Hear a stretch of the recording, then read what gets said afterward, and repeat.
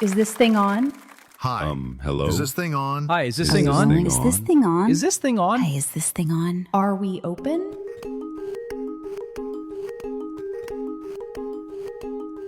Welcome to Open Ed Mic, a podcast where voices from across the educational landscape share insights, stories, and strategies for transforming learning through openness.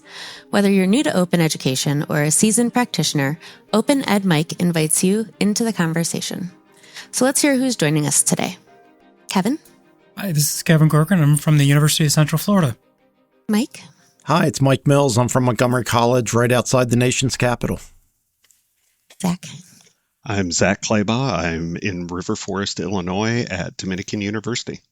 And I'm Brittany Dudek over at the Colorado Community College System in Denver, Colorado. And today we are very lucky to have Liliana Diaz, the Senior Director of Student Success and P20 Alignment at Colorado Department of Higher Education, and a leading researcher and advocate for the open education movement. Her work explores how open and affordable resources impact student outcomes, such as persistent and credential completion. She has contributed scholarship through the Western Interstate Commission for Higher Education, WICHE, and organizations like Doers, helping shape frameworks, including the OER rubric, the guides, institutions, and systems in assessing the value of open education.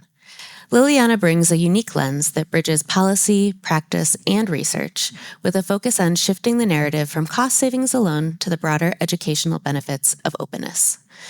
So, Liliana, in our inaugural podcast, each of us provided an origin story on how we became involved in open education. And we would love you to start by sharing your personal and professional journey, if you'd like.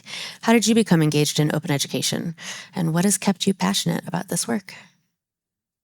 Well, first of all, thank you so much for inviting me to be part of the podcast. It's exciting to be here and share a little bit about my journey into the open education community and some of the work that I've done in that space. So when I started at WICHE about almost 6 years ago, well, I'm not there anymore, but when I started, my boss said, "You're working on open educational resources." And my first response to him was, "What is that?" And I remember hopping on Google and just Googling open educational resources and diving deep into reading everything that I could about something I was going to be working on in this new job and that I knew nothing about. And luckily the Spark, I think, had the Open Fellows program at the time. My boss was like, "Yeah, there's this program, you can do it and you'll learn all about OER." So I jumped in. And I remember them saying, "Well, this is kind of the first year we're letting non-librarians into the program. You're kind of our guinea pig." But it was a really rewarding experience because I got to learn so much from folks that had been doing the work for a long time and hearing their challenges, their celebrations, their achievements in this space. So it was really an exciting place. And I learned all about open education and OER at a lightning speed. So that's kind of where the journey started, and then it just kind of snowballed from there. Oh, amazing. You got thrown into the deep end and now, you're one of the leaders in this conversation. I don't know. I wouldn't say that. There's always learning to happen. Mm-hmm. You're assuming that leaders know everything. Well, that's true. We gotta stay humble. Mm-hmm. And I can guarantee you, being outside the nation's capital, leaders do not know everything. Good leaders know that they don't know everything, right? So, Liliana, one of the themes that we're trying to tackle in this podcast is, sort of the evolution of open education and sort of the reframing. I think when we all started, it was really solely about cost savings for students, and that conversation's kind of evolved over the years. And, you had an article recently where you were talking about no-cost, low-cost programs and markers, and you were talking about how student completion rates were positively impacted. Can you tell a little bit about that study and how that has helped reframe the benefit of open? Yeah, so I was very fortunate when I worked at WICHE, the Western Interstate Commission for Higher Education. We had a grant from the Hewlett Foundation to do some research on some of the benefits of open educational resources. So obviously there was a plethora of research indicating that OER saves students money, right? The cost savings, return on investment, that was all very well documented. But as the movement had progressed, from my perspective, and having worked in policy for many years up at that point, policymakers, those that actually have, access to the purse strings, and access to create policy at a state and system level, really wanted to know more about the contributions of OER as it relates to student success and outcomes. So obviously it saves students money. We know that, but what else, right? And so as part of WICHE, which convenes the OER West Network, which is leaders across the West that are dedicated to open education, I led a poll, like, what do you need in order to drive the narrative of why OER and open education as the umbrella is important for your students? And so a lot of ideas were out there, but a lot of folks were saying, well, we need that evidence that we can present to our administrators, to our policymakers to say it's not just about cost savings, it's also about all these other benefits to students. And so I know there were a lot of other studies out there that looked at OER and the benefits that it had to students, which was, reduce D, F, and withdrawal rates, increase in A, B grades, as well as increase in students retaining in these classes. But those were kind of one-off studies in one institution at one point in time. And so for this study, it's called No Cost, Low Cost in OER, Impact on Time to Credential, an Event History Modeling Study. I know, right? Gotta be an academic with those long titles. We looked at no cost, low cost impact on student credential completion and persistence. So we actually took a longitudinal approach to the data collection process. So we looked at student level data between fall 2014 and 2021.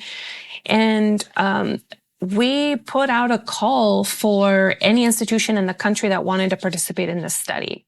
We had about 5 that said, yeah, we want to participate. And we met with them individually to have a conversation of whether they had the appropriate data measures that we needed in order to conduct this modeling.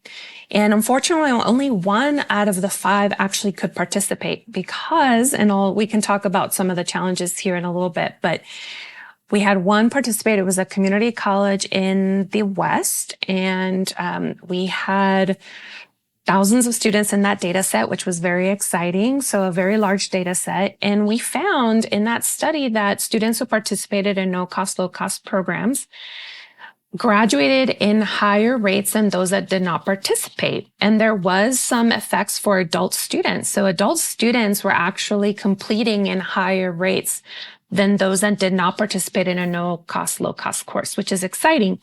The only thing that we found curious is that it actually took them longer to complete, but they were persisting and they were completing. It just took them a little longer. So obviously there's lots of hypotheses for this. And I know that WICHE is conducting a national study off of this pilot study that will hopefully look at that finding of, okay, why is it taking it longer for these students to complete? So, I think both Kevin and I were in Connecticut for a long time, and I know one of the big arguments, and it was specifically related to the no cost, low cost designation.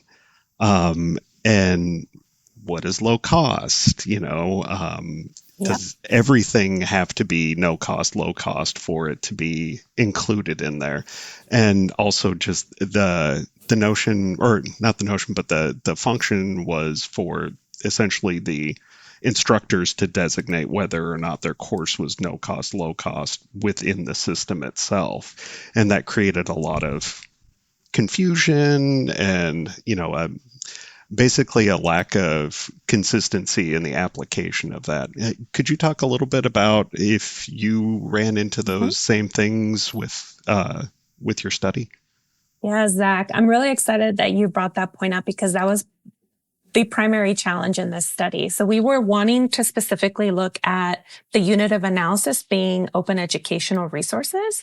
And so we did ask institutions that were interested if they had an OER designation, those are the people that we wanted in this study. But as we talked to those 5 institutions that reached out that said, hey, we have data, we want you to look at it, that was the major challenge, that some of them had course designations that their IR department could pull from, but they were at the no cost, low cost level, and OER was rolled up into that no cost designation. So we couldn't actually pull out or sparse out the OER pieces from that data set. Other institutions did have data that was specific to OER, but it was because a faculty member or a librarian knew which faculty were using OER because they went faculty to ask, and they asked how many students were in each course. But this data wasn't coming from their IR department. It was coming from the faculty or the librarian collecting the data on their own because they're passionate about this work. And they wanted this data in order to apply for grants, in order to make the case for funding or support for this work. But it wasn't data that we could actually pull into a modeling because there wasn't any fidelity in the data. So meaning that what AR was, we asked that person or those individuals to connect to the IR to make sure that their data was actually comparable to what IR was seeing on their end as far as enrollment in the course, how many sections, when these courses were offered within that time period that we were looking for, fall 2014 through 2021. And what we found is that what they were tracking and what their IR department had was completely different. So we couldn't have them in the study because the data wasn't reliable. So those were some of the major challenges that we ran in this study, because we wanted to look at OER, but you can't unless the institution has an actual OER course designation, which many across the country don't, because it is hard for faculty to know, are they using OER? Sometimes they are, and they don't even know they're using OER.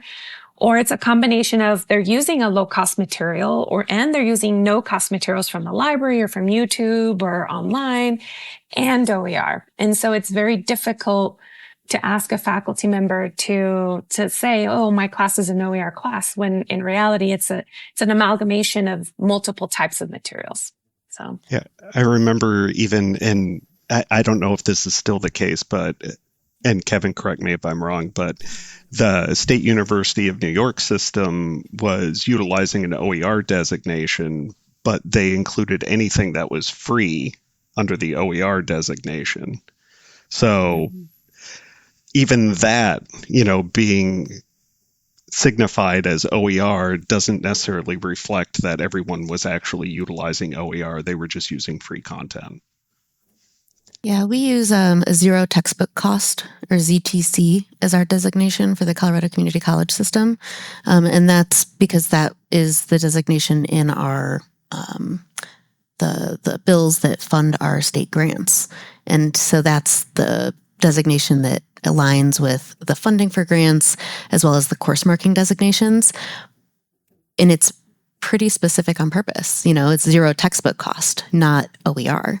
And so in order for us to provide that information, our courses, even unless they're grant funded, where they have to be true OER classes, they are 100% a combination of OER and library materials and then just free material that you find online. And so it's challenging to help, to participate and provide data for these types of studies. We're in the same situation, Brittany. It's all Z courses for us. They're not OER courses. We started out with an OER designation, but then realized students didn't even know what that meant. Right? They knew what zero cost meant. They didn't know what OER meant. So, Liliana, I wanted to ask you in the study and the research you were doing, looking at faculty, did you find any difference between full-time faculty and part-time faculty? With generally full-time faculty having the time to develop their courses using OER, and part-time faculty maybe just coming in one day a week and having to teach that course? So in this study, we didn't actually look at faculty. We looked only at student level data. And so we did have some covariates, which were the part-time, full-time student, veteran status, first-generation status, Pell eligibility, by race and ethnicity. And we didn't really find any differences among those populations other than the adult students. The non-traditional students were completing in higher rates, but it did take them longer than those that didn't participate in no cost, low cost. But they were persisting in higher rates. Mm-hmm. I am interested to learn more about the faculty side, maybe subsequent research. Well, I was wondering, going back to your comment about the adults taking a little bit longer, in your data set, was that because the adults were part-time students, they were taking longer, or was that a comparative credit load between younger or not traditional versus non-traditional students? I don't actually remember. So I don't want to answer it and give you erroneous information. But I want to say it was like they're adult students. So a lot of them were traditionally part-time in our data set, but I would need to go look at the study again and kind of refresh my memory. But I think you're right, Kevin, that it was a lot of it. These are non-traditional students. These are student parents. They work and then they go to school, and, they got to divide their time appropriately. So yeah, I think a lot of them were the part-time students that were in that non-traditional bucket. Do you all think that the discipline that these students are studying plays a role in any of that? I couldn't say it's part of this study, but maybe others in the group have more information on that. I think the availability of OER certainly is tied to the discipline. For example, there's just fewer open resources for law. I mean, there's been this really directed effort over the last 4 or 5 years around nursing materials. I mean, there's still disciplines that have high cost textbooks. So I don't know if that has necessarily an impact on time to completion, but certainly OER availability. I've been working with our lab, virtual lab classes lately, and coordinating the ordering for those. And the cost for virtual labs and online classes, when you have to get kits sent to you, is expensive. And so even the courses that use OER or free materials, they still have to pay for a lab kit. And so if you have a degree or a certificate that would require multiple lab kits, that is a cost that has to be factored in. And so I imagine that the availability of OER, also affects the total cost of your degree. The willingness of, instructors and faculty to switch from homework platforms to, non-homework platforms, or invest in a tool like a WebWork or a MyOpenMath. I feel like those decisions affect the total cost of a degree for students, and students have to make those decisions.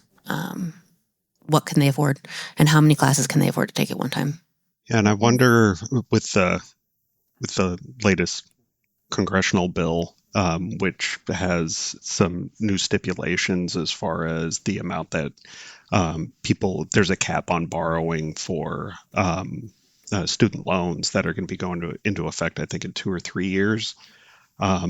So I think, we're going to be looking at a situation on top of that where there may be a limited amount of funds available for people to borrow, and that could also, eventually impact the ability of people to persist and graduate in a timely manner. I know that's outside of the scope of the OER side, but looking at it on kind of a macro level, and looking at the impacts, particularly for, looking at our more vulnerable populations or our non-traditional students.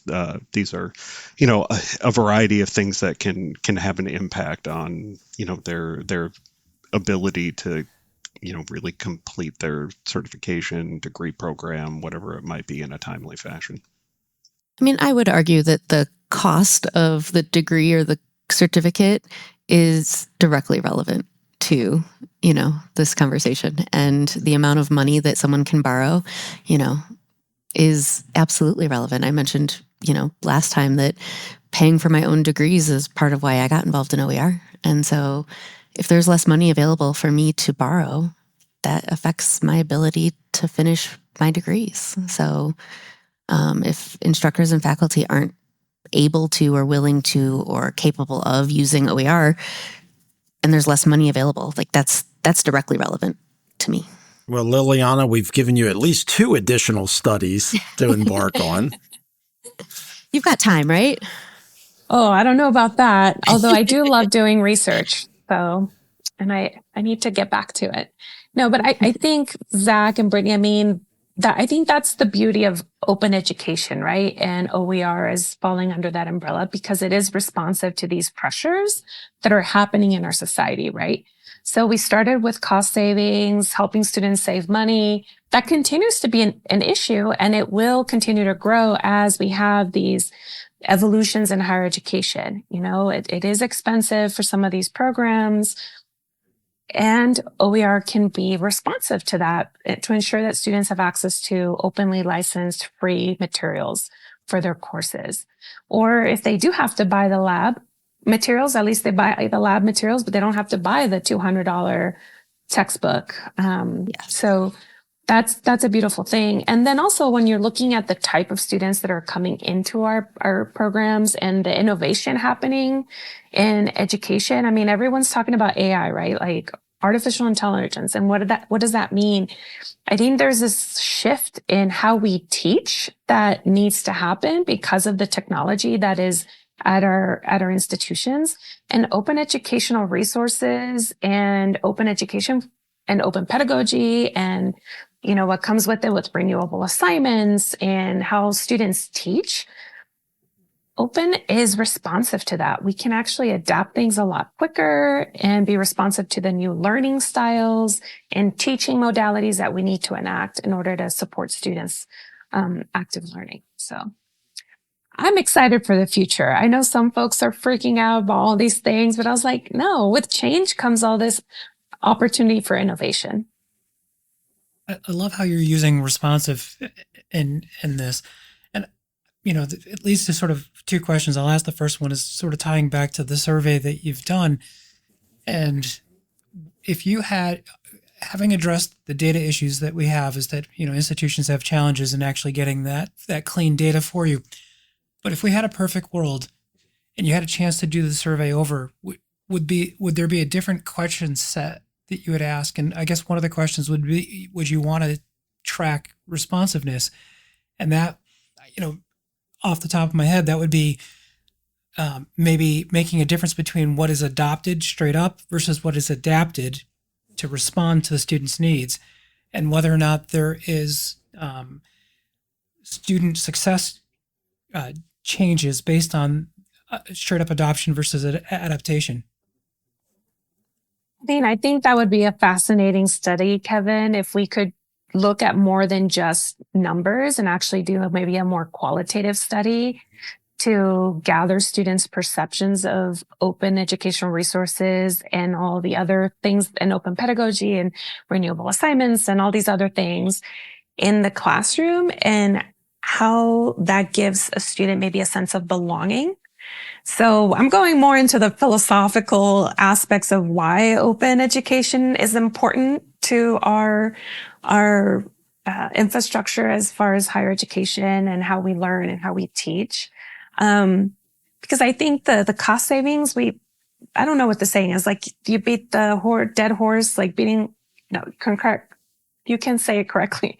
But we have that evidence. We know that there are positive impacts on student outcomes for students that enroll in OER or no cost courses or ZTC courses or zero or textbook cost zero courses as they use in Hawaii. We know this, but I think there's all this research that we can do on how faculty teach and how faculty teaching is evolving and changing as all this learning innovation is happening with technology, and how students are learning differently and how all these open practices could benefit that learning. And additionally, it's like, how does it help or how does it differentiate among different student populations as well? Because different student populations learn differently. So kind of on that note, so I read in your contribution to Ursula Pike's OER Origin origin stories, the importance of really working to create OER that helps better reflect the populations present in our classrooms. And I know that contribution, I think, was from 2022. Yeah, it was a while ago. So have you seen the landscape improve in that aspect of OER in that time? Well, I've been outside of working at a college campus for a long time. So I haven't been on a college campus to talk to faculty and things of that. So mine is just anecdotal, not like evidence. But I do think there is a cultural shift happening in our institutions to change how we teach and how we learn. And I think it is important, especially as we have students that are coming to our institutions that bring different learning perspectives or something in like Western versus Eastern practices of learning. Or if we're looking at First Nations or Indigenous communities and how they, bring culture into the classroom and how they learn. And I know it gets tricky here because in some places we can't do that type of teaching these days. And in other places we can. And so we have to be responsive to that as well. But at the center of it all should be student success and also student accessibility. I mean, we have to make our materials accessible. And with open education, we can do that quickly versus other types of materials where you have to get permission and you have to have your legal department look at it. And it just takes a long time when students need these materials yesterday. I don't know if that answered your question, Zach. Oh, no, that definitely helps. Thank you. Liliana, I want to touch on that accessibility part of it and how do students know about these courses. And a lot of your work has been focused on course markings. And we know a lot of institutions don't easily provide that accessible nature to students. Where are we with that? What are you seeing? Are we making any progress across the country on that? Yes and no. I know it's not like the definitive answer. There are states with systems and institutions that are working right now to implement course marking at their institution or at their system. But again, at what's the unit of analysis? Is it no cost? Is it OER? Is it low cost? And the low hanging fruit is going to be no cost / low cost with whatever that threshold is. Is it $20? Is it $40? Is it $50? And that's going to depend state by state. And so that makes data collection very challenging, even within one state. If you look at multiple institutions and systems, their definition of OER is going to be different and their definition of low cost is going to be different unless the state has introduced some sort of policy to say, as a state, we're measuring at $20 or $40 or $50. So yes and no. And I think also the challenges with technology. So it's not an easy process. It doesn't happen overnight. I think Brittany can talk about course designation a lot more than I can as far as how you implement it at an institution or across a system. And I mean, you have to talk to the vendor, if you're using Banner or if you're using PeopleSoft, and you have to get your registrars on board and you have to get your probably, your deans engaged. So it's like moving a ship collectively, and that can be very difficult. Mm-hmm. That is a great analogy. Moving a ship. I really like that. I know that the Doers 3 organization did a little bit of work on course markings and trying to work with the bookstores. And I know that you've been involved with Doers 3 more recently. Can you talk a little bit about the efforts you've been putting in? I know that there was some work around a rubric to do some institutional self-evaluation, but, with this wonderful reframing you've given us for responsiveness, how has that rubric changed to meet the needs of the community today or the nation today? Yeah, so I have been a member of Driving OER Sustainability for Student Success, so Doers 3, although we did drop the 3 and now it's just Doers. You can go to, but the website is still doers3.org. So if you want to visit. And there's so much phenomenal work coming out of this organization, which it is a collaborative group of higher education systems and statewide and province-wide initiatives that are committed to supporting student success through the use of OER. And I've been a member of the research working group, which is now called, I think it's still the research working group. And I am very honored to have served the last 2 years as the lead for what used to be called the OER or the Equity Working Group. Now it's the Advancing OER for All Working Group. And there was a rubric, the OER Equity Blueprint, which was created to help unpack and explain different dimensions of equity and foreground the role of OER in closing equity gaps. We ran a pilot program and learned a lot from our grantees. We had 7 grantees. We learned a ton. And through that, we're working on updating a 2.0 version of the rubric.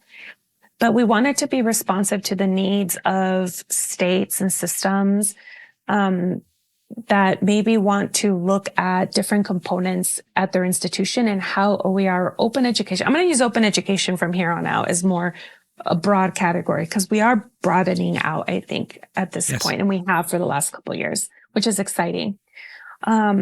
And I almost see it kind of as a capacity assessment to see, okay, where can we embed open education into the fabric and the infrastructure of our institutions? So can we look at open in our finance departments? What does that look like? Can we look at open in not just our libraries, but how does it show up in student affairs? How does it show up in faculty professional development? Like, how does it show up? And if you don't know, you could use the rubric as maybe a place where you can say, oh, we're already doing this and we're doing a phenomenal job. Or we could do better here. Or, oh, I didn't even think about embedding open education into this facet of our institution. And maybe we can explore that now. So I really like the rubric that we're developing that is expanding upon that. And now the name of the new rubric is the Student Success through OER rubric. So we're hoping to release a call for proposals later this fall so institutions could pilot our 2.0 version and give us feedback on this updated version. And so I'm excited. Hopefully others will find this comprehensive self-assessment tool helpful. And it does break it out by administrators, faculty, students, and practitioners, because these are all constituent groups that are invested in this, but they all approach it from different perspectives and different, I don't want to say agendas, but they want different outcomes to happen through the use of open education. And so it helps different constituent groups explore open education more broadly. Very long-winded answer. No, I can't wait to see it. Do you, especially the framing around capacity building, but do you have an estimated date on when that might be released? Yeah, we're hoping it will be released towards the end of September or early October, 2025. Fantastic. So I've been really lucky to work with you on that the Doers project in the OER for All group. And something that I've been really impressed with is how well, we've all worked together from all these different viewpoints, different states, different constituencies. And I think that you've had a lot to do with that. So thank you. I wonder too, I think it aligns a lot with your role at CDHE. So I'm going to bring it back to kind of that Colorado perspective or your role perspective. So thinking more about your policy work, how do you think that we can kind of leverage maybe some of the policy work to accelerate the adoption and maybe some accountability for our OER initiatives? Oh, that's probably the hardest question. Goodness gracious, Brittany. I think Colorado has always been upheld as kind of a model state across the country for open education work. It's been happening a long time, and it's in statute. It is supported by the state legislature and RIHs across the state, which is phenomenal. Very robust community. I'm going to do like a future plug of like what my vision would be, which is more open education built into the fabric of policy making at the institution level. So looking at, okay, what practices, what policies can support open education or learning innovation at the institution level, or maybe at our systems. Because we can ask our state legislature for additional funds, hopefully, like they continue to support this. I know there's a lot of pressures for other needs in different areas currently happening, because it does help students at the end of the day. Right. But I think the biggest impact happens on a college campus, and administrators, their leaders, the president, the provost, the CFOs, and the practitioners all together can come to say, where can we build in maybe affordable learning materials policy? And you'll notice that I didn't say open educational resource policy, but I said affordable learning materials policy, because OER is just part of an ecosystem, right? You can't get away from the lab materials, you have to pay for those. So at the end of the day, can we look at, does the institution have a policy on affordable learning materials? So that would be kind of my vision for a future of like, how do we embed this? Is it in your strategic plans for the institutions to support open education in its different plethoras, and encouraging open pedagogy and encouraging, affordable learning materials and renewable assignment, like all these other things that are anecdotal to open education. I don't know if that answered completely your question, Brittany. I don't know if you want to repeat the question. No, I think that's a great start to where we should be going.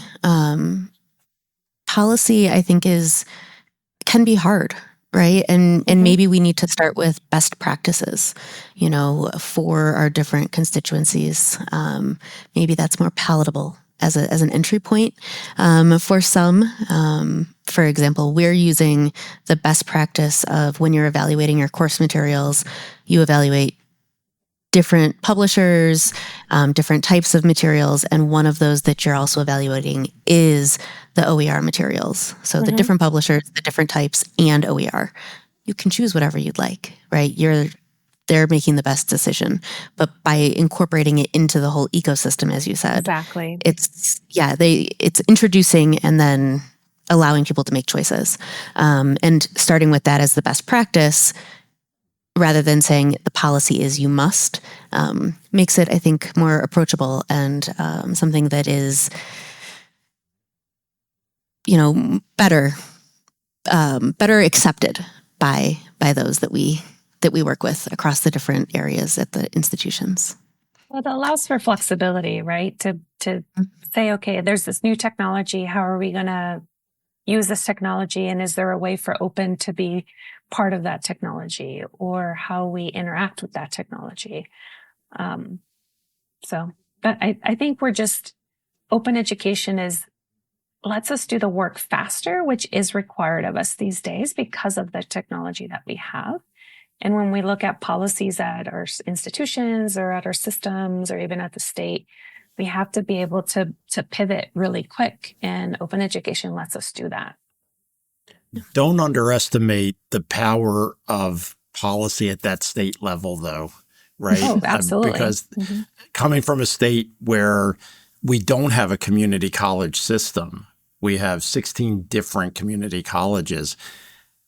We're all doing our own thing. That leverage that comes down from the state, I think, is so powerful, and it makes Colorado such a model for so many of us. Yeah, we're fortunate for many reasons, but one of which is our open education initiatives. So I think with that, Liliana, I'm going to ask you for your final thoughts. You've been pretty optimistic, which I appreciate. But what gives you confidence that open education can continue to grow and adapt and meet the evolving needs of our students and institutions? So I've been optimistic the entire time, and I'm going to continue to be so. I'm a positive oriented person, appreciative inquiry person here. In a lot of our states, funding at the state level or even at the institution level is being pulled away from open education at large. And that's unfortunate. But I mean, when you're looking at supporting other things like behavioral health, access to healthcare, housing, things like that, it's like, what is the saying? Between a hard place or a rock and a hard place. See, I grew up speaking Spanish, so like all these like English colloquiums, I just don't. My husband always laughs at me. He's like, "That's not. You didn't say that right." I'm like, "Well, I don't know." You could include them in Spanish. That would be fine with us. Right. But open education work started with no funding and has happened throughout the last 20 years with no funding. And there are folks out there that I've talked to where their state or their system said no more for OER or open education. And they felt a heart blow. And yeah, it hurts. And yeah, it slows down the work, but it doesn't stop the work because people that are passionate about this are going to continue to do this work because they care about student success. They care about faculty. They care about academic freedom. They care about all these things that are important. And that's not going to, whether there's funding or support, regardless of what level, whether it's at the state or at the system or at the institution, the work is going to continue. And so that's one of the silver linings, I think, of this movement, that it's happened without funding. And if we got funding for the work, fantastic. And if that funding goes away, yeah, it's, I don't want to say sucks, but it's not going to stop the commitment from these folks that care. Fantastic. Well, thank you so much, Liliana, for being with us today. And earlier on, you mentioned AI and how that's coming and we all embrace it. And given the theme of our Open Ed Mic podcast here, we've decided to kind of close our podcast with an AI-generated Open Ed joke of the month. And so, with no further ado, why did the Creative Commons license go to therapy? Because it had too many conditions. Oh my gosh. All right. Yeah, I know. All right. And with that, the mic is closed. Thanks, everyone.